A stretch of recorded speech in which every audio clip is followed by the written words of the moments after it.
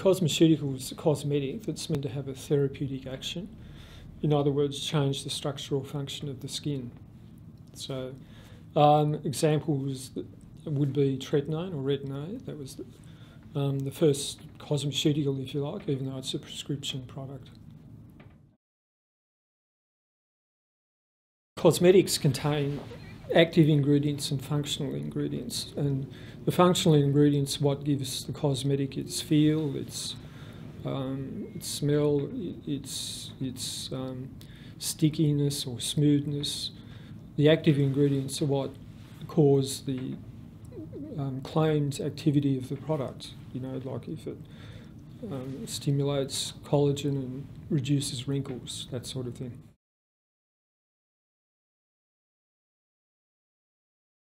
The most effective ingredient is vitamin A, particularly as tretinoin, or prescription vitamin A. Over the counter you can get products with retinol or retinal, and if they're formulated correctly they can be effective as well. Retinols refer to the class of vitamins as vitamin A, and vitamin A has various forms within the skin. And there's a pathway from retinol to the most active form of vitamin A, which is tretinoin or retinoic acid. And retinoic acid is the only active form of vitamin A in the skin. So whatever form of vitamin A you put on your skin, it has to be converted in the skin to tretinoin to have any activity. Some forms of vitamin A that you put on the skin hardly get converted to tretinoin at all, or don't get converted to tretinoin at all, so they're totally ineffective. Retinol, and more so retinal, to some degree do get converted into tretinoin and have an effect. The problem with retinol and retinal is they're unstable, and they can be at effective doses a little bit irritating to people who've never used retinol before. So most companies, particularly the large companies, use stabilised storage forms of retinol called retinol, mostly retinol palmitate. And there are no published studies at all showing that retinol palmitate has any effect on skin ageing at the levels it's legally allowed in Australia, which is 1% or less. So when you see products like with retinol A or pro-retinol, there's no clinical evidence that this form of vitamin A works. But actually pure vitamin A is retinol, and retinal get converted into retinoic acid or tretinoin, and they do have some activity. There are studies with prescription vitamin A that show you need a minimum of 0.02% to have an effect. And that translates into retinol 0.2% to have an effect close to the prescription vitamin A. You can look for retinol on the label or in the ingredients list. If you really care about what products you're going to use, you're probably going to have to learn to look at ingredient lists and look for the products, look for the ingredients that you're interested in. There's one brand in Australia that has retinaldehyde or retinal in it, and that's very effective. Any other form of vitamin A is really lacks evidence for any effectiveness at all. There are two brands that have retinal, Ultraceuticals and a pharmacy brand, and there are quite a few brands that have retinol. Retinol gets turned in the skin to retinal, and retinal gets turned into retinoic acid. Exfoliation is very commonly done, but it has really limited effects. It certainly can make the skin feel smoother and softer temporarily after you do it, and it can increase the permeability of the skin to active ingredients, but that's all it does. There's been a study where people exfoliated the skin for 6 months, and the skin was assessed before and afterwards, and there wasn't any difference in it. So by itself it does nothing to address any skincare problems. It just temporarily makes the skin feel a bit smoother. AHAs are called fruit acids, or most commonly naturally occurring acids. It stands for alpha hydroxy acid. It's a very technical term. It means a sort of carbon-based acid where there's a hydroxy or OH group on a carbon next to the acid group. And they have an effect of exfoliating the skin and also stimulating hyaluronic acid in the skin. And they're one of the most effective cosmetic ingredients. The exfoliation that AHAs do is different to physical exfoliation. AHAs have an effect dissolving the bonds between skin cells or corneocytes at the base of the epidermal layer, and they actually physically restructure the skin. They don't just buff off the top layers. So even though it's called exfoliation, it's not really. It refines and smooths the skin, but it restructures the skin at the same time. AHAs are up there with vitamin A as one of the most effective skincare ingredients, even though they've been around for a long time. I guess the fact they've been around for a long time shows they're tried and tested. Toners were developed back in the days when water was hard and soaps didn't lather very well, and it was hard to cleanse the skin. So the toning step was added as another step for people to take makeup off and cleanse the skin. That's about the only effect they have. They have an astringent effect. They make the skin temporarily feel tighter. They can constrict pores very temporarily and make you feel like your skin is clean and tight. It's a very temporary effect, and other than that, they don't do anything. Well, moisturisers maintain normal levels of water in the skin. When there's about less than 15% water in the surface horny layer of the skin feels dry, so moisturisers act in various ways to put water back in the skin. And they work in three different ways. They can be humectant or attract water to the skin. They can be occlusive or trap water in the skin, or they can be emollient and flow in between skin cells to make the skin feel softer, but also trap water into skin cells. It's important a moisturiser is suitable for your skin type. So a moisturiser that's suitable for a dry skin mightn't be suitable for an oily skin, or won't be suitable for an oily skin. So different moisturising ingredients work better on different skin types. If you have a dry skin, you probably need some occlusive or emollient moisturisers. And those sorts of ingredients will clog the pores potentially on people with oily skin who will need a lighter sort of moisturiser. The ones that have the most beneficial effect are probably vitamin C and E. Vitamin C and E are the commonest non-enzyme antioxidants in our skin, and it's been shown if you add those vitamins to the skin with a sunscreen, you get less damage from UV exposure than what you do with a sunscreen alone. It's been shown you can get more vitamin C into the skin topically than what you can by taking it orally. And vitamin C has lots of effects in the skin that are really good. Vitamin C is a necessary ingredient for our body. We don't make it, even though lots of animals do. It has a lot of effects in the skin, primarily as an antioxidant. It also recycles vitamin E. It reduces or neutralises free radicals and protects us against UV damage. It also reduces pigmentation, abnormal pigmentation, and it stimulates new collagen, stimulates new elastin. Well, after a sunscreen, it does help protect your skin against the environmental aggressors such as UV radiation and pollution, which both damage the skin over time. So it is helpful, yeah.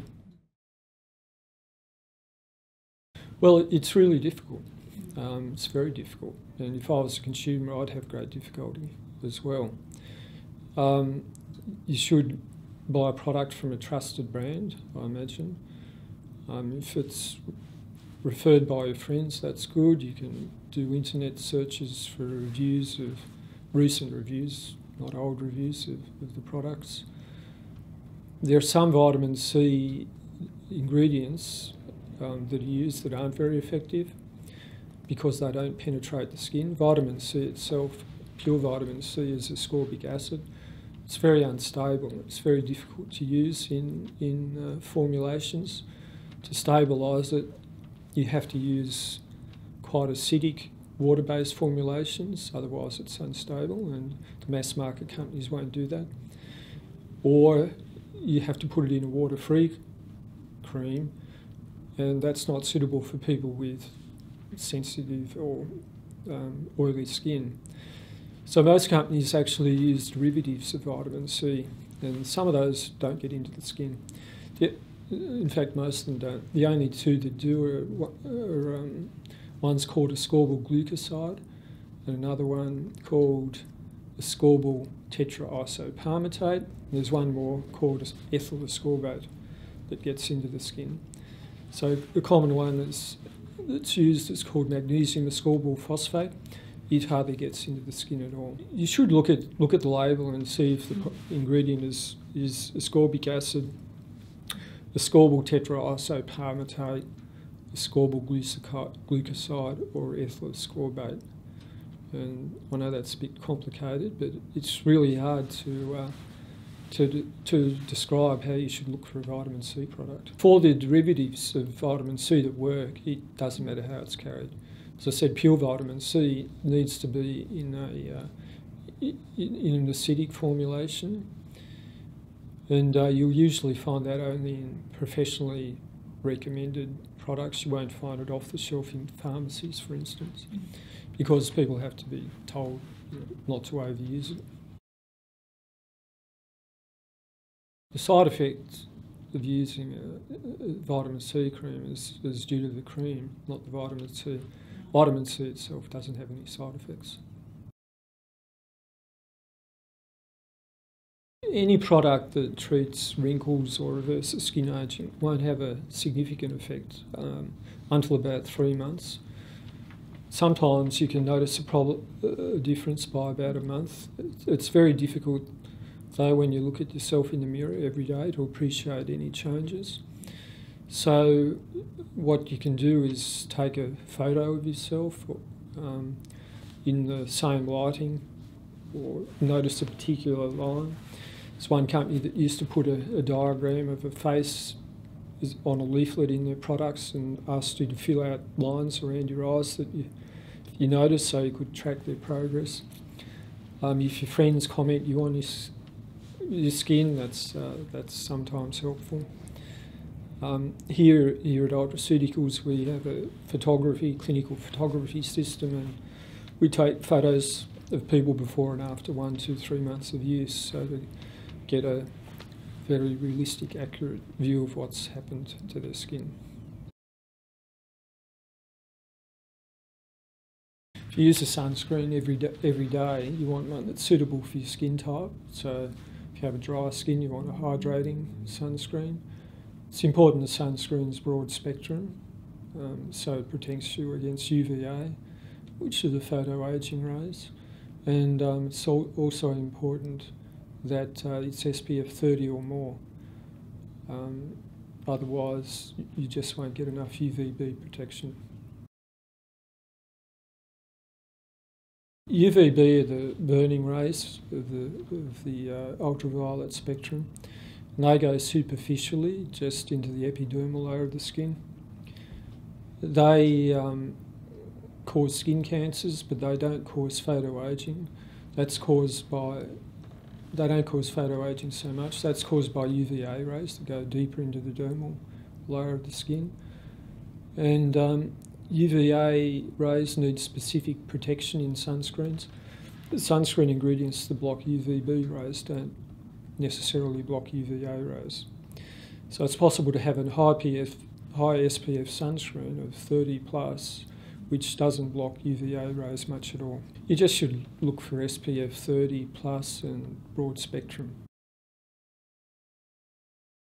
Antioxidants can help the effectiveness of a sunscreen. So vitamin E can help somewhat, as can derivatives of vitamin C. So they can be of help in a sunscreen, depending upon the antioxidant. Even an SPF 50 sunscreen still lets 2% of UVB through the skin. So what the antioxidants can do is neutralise or help neutralise that 2% of UV that gets through the skin and provide additional protection. I need to stress though that in the cosmetic industry there's this widespread belief that the only thing that's important about formulating a cosmetics or a sunscreen is what ingredients you put in, with the underlying assumption that the ingredients you put into the product will get into the skin. And that's not true. In fact, experts have said that, in their opinion, less than 1% of active ingredients in cosmetics get into the skin. So the problem with a lot of natural antioxidants is that they can't get into the skin. Whereas vitamin C derivatives, some of them, and vitamin E do get into the skin.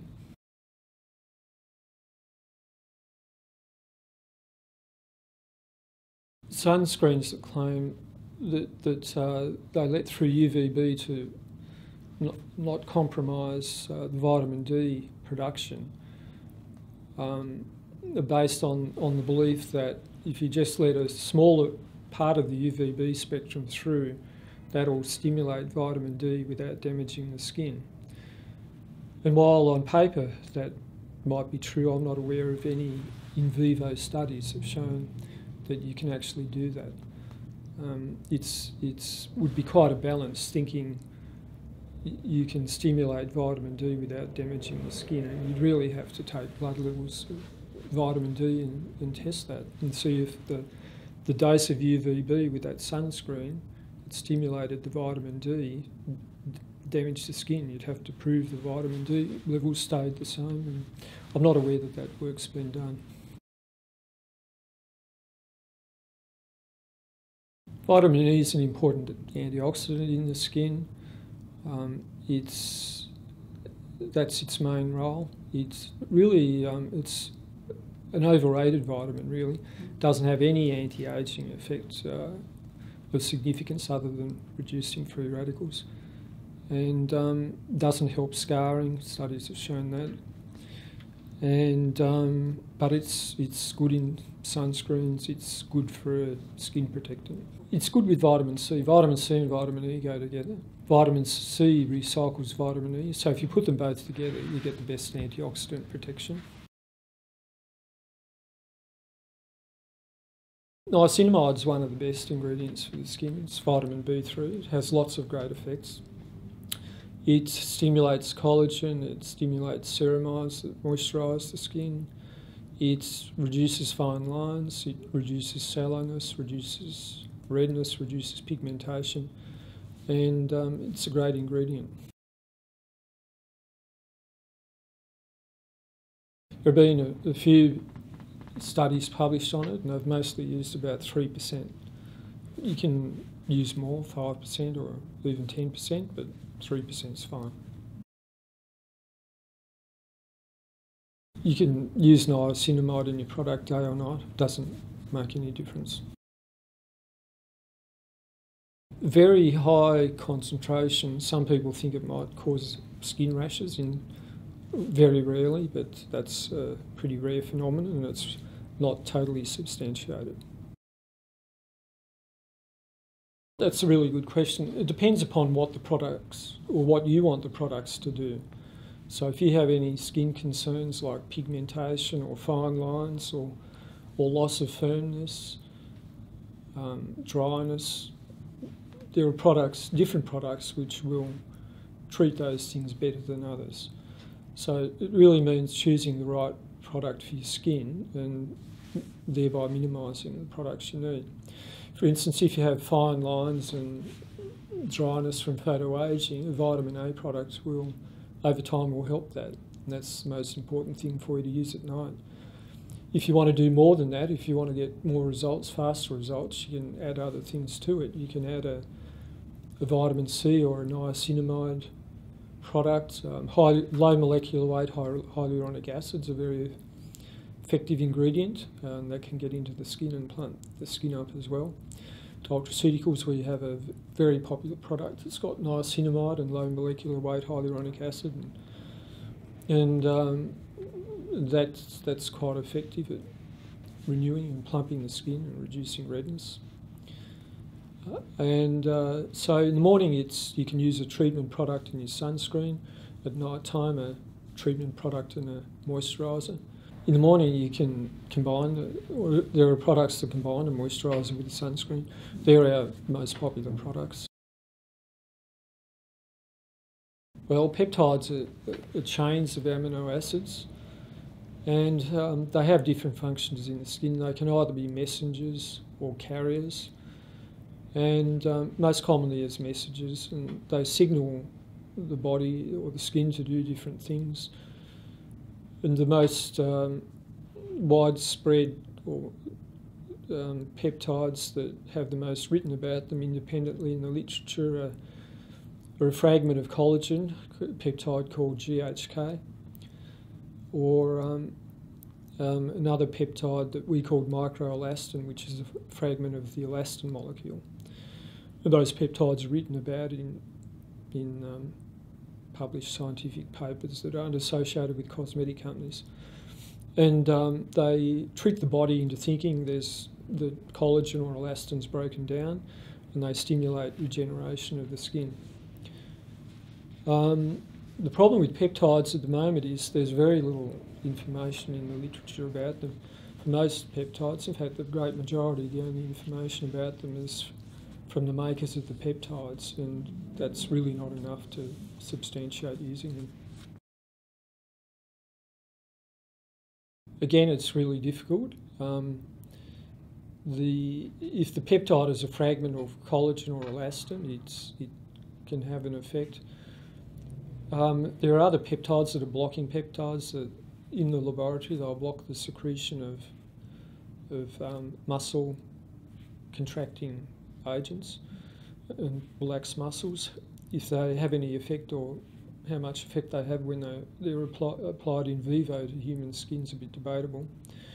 We did a small trial with one of them, and it did work. We used it on half the face in a product, and the same product without the peptide on the other side of the face, and it did relax the lines, which surprised us a lot. I wasn't expecting it. But it's really difficult. That peptide we tried was called hexapeptide 6. It's in a lot of products, but it's really trial and error with other peptides.